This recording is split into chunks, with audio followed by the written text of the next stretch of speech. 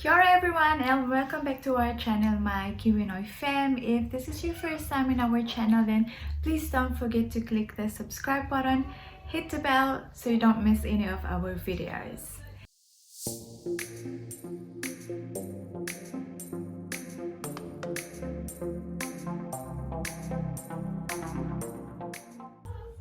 Days ago, I shared to you all a video about the culture and practices here in New Zealand, and so I thought it would be really good to compare those practices to the Filipino culture and practices. So this video is going to be all about that. So if this is something that interests you, make sure that you don't leave this video. So the first thing that I've shared to you guys in that video that I've uploaded a few days ago is that practice or the culture of the locals here in New Zealand about bring a plate. And just a recap, when they say bring a plate, it means that they are asking you to bring a plate or a platter of food that is enough to share among all the guests or for you to share to everyone. And it can be drinks, main, desserts or entree, it doesn't matter as long as you bring something to share with the other guests. So if we take that practice and look at the Filipino culture, in our culture as Filipinos, we don't have a practice such as bring a plate.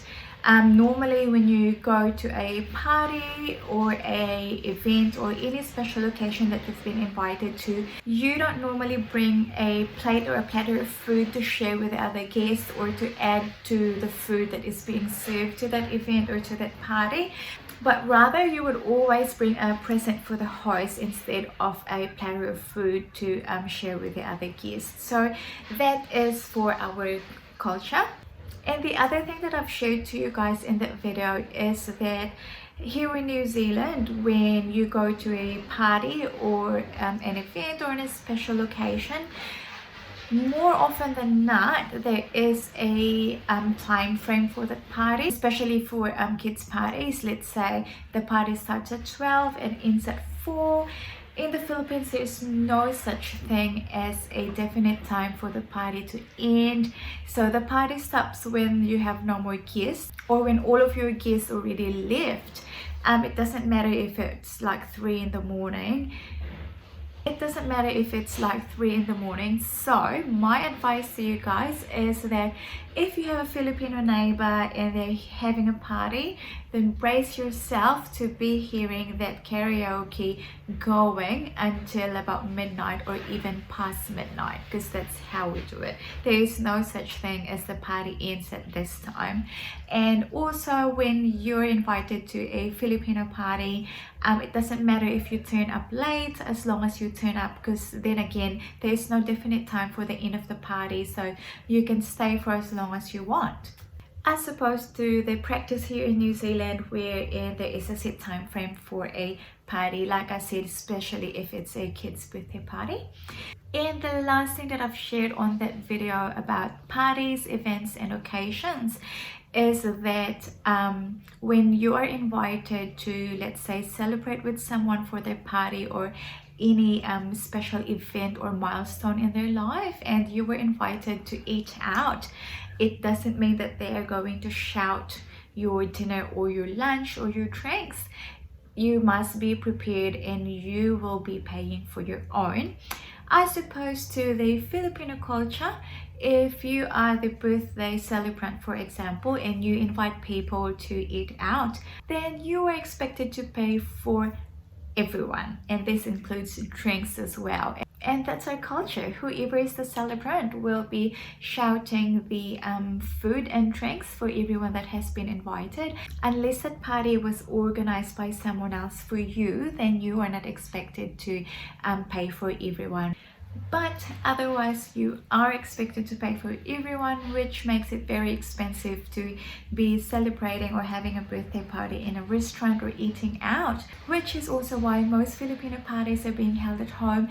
And if you have Filipino friends or you know anyone who's a Filipino or you've been to a Filipino party, then you would know that as Filipinos, when it comes to parties and birthdays and any special occasion, we go all out with our celebration. You have food for days, enough food to feed the entire area or the entire suburb, almost enough food for everyone to have it for breakfast the next day and even lunch for the next day.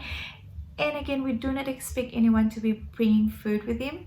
And moving on that video about the cultures and practices here in New Zealand that I've shared to you guys a few days ago, I've also mentioned that here in New Zealand, if you are wanting to visit someone, it doesn't matter if it's in the hospital, you must always ask for a permission first if it's okay for you to visit, or if they're up for a visit, or if they are free for you to visit.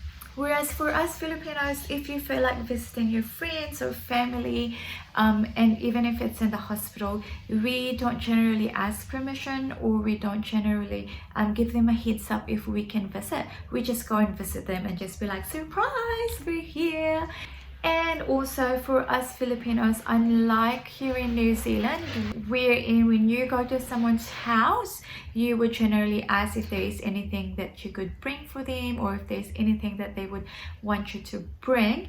The Filipino way is that if you want to bring something when you go for a visit, never mind asking, just bring it with you. It will be appreciated no matter what it is. And also if you are wanting to give them a present, you don't also have to ask what they want or if there's anything that you need. You just give what you feel like giving, or what you feel like they would need and appreciate. Another Kiwi culture that I've shared to you guys in the video is about using the horn in your car or beeping. I've mentioned in the video that here in New Zealand, it is not very common for you to just randomly beep or honk your car. Beeping is often perceived as being rude here in New Zealand, and people only actually beep or honk their car if it's like a state of emergency, or if they're trying to catch your attention. Otherwise, the roads are generally free from any beeping or honking. As opposed to in the Philippines, wherein everyone uses their horn almost all the time. And if you've been in the Philippines, you know exactly what I'm talking about. In fact, when Alex, my husband, went to the Philippines for the first time, he was just so amazed on how often the drivers are using their horn, especially if it's a public transport and they are trying to catch your attention, and if they think that you're looking for a ride, they would generally be beeping, and not just one beep but like beep beep beep beep. And that really amazed him, because it's not something that you would see normally here in New Zealand. And also as Filipinos, it is in our practice, or it has become a habit for us to beep the horn as well before we leave someone's house, or if we are about to arrive to someone's driveway, then we generally beep our horn as well. It's like our way of saying hi, we're here, and bye, thank you for having us. But yeah, it's very common in the Philippines to hear cars honking or beeping, unlike here in New Zealand, wherein it's really very rare. And I think the last thing that I've shared to you guys on that video is how handshake is a very common gesture here in New Zealand, especially if you're being introduced to someone for the first time. They would always offer a handshake, and again, it is their way of saying nice to meet you. Whereas in the Philippines, handshake is not very common. If you are introduced to someone, let's say if they were older than you, then we would generally do the bless, or we call it in Filipino as mano po. And that is when whoever is the younger person gets the hand of the older one and does this to the forehead. And for us, that is sign of respect, so we call that mano po or bless. And also, if let's say it was among friends, instead of handshaking, if it was girls, we would normally do what we call beso beso, or it is a kiss on both cheeks, just like what the Italians do. So you go, and that's what we call beso beso in the Philippines. But yeah, it is not very common for us to do a handshake. It would either be that mano po or the beso beso. Or otherwise we would normally just say hi to them and then start having a conversation to them and just getting to know them better. And there you go guys, that is just a short and simple comparison of Kiwi culture and practices to Filipino culture and practices.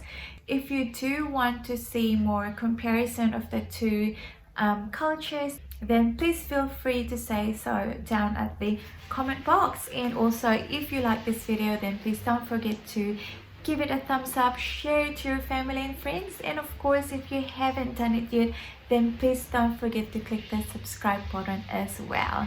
And while you're here and before I end this video, if you're Instagram, please do follow our page, My Kiwinoy Fam, and give our Facebook page a thumbs up as well, My Kiwinoy Fam. Last but not the least, please do follow me on TikTok as well. It's Mamalis, that's MAMALISS,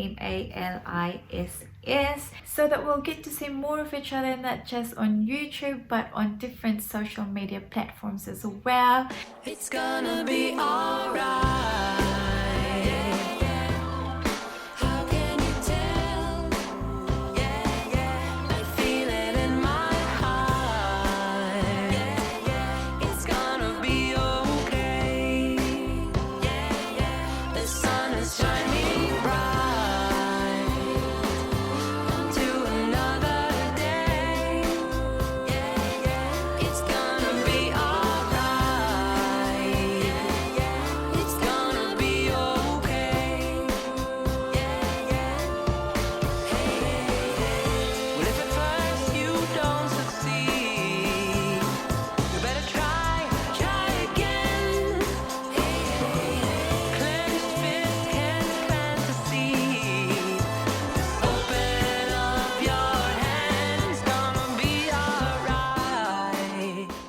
And again, thank you guys for tuning in this video.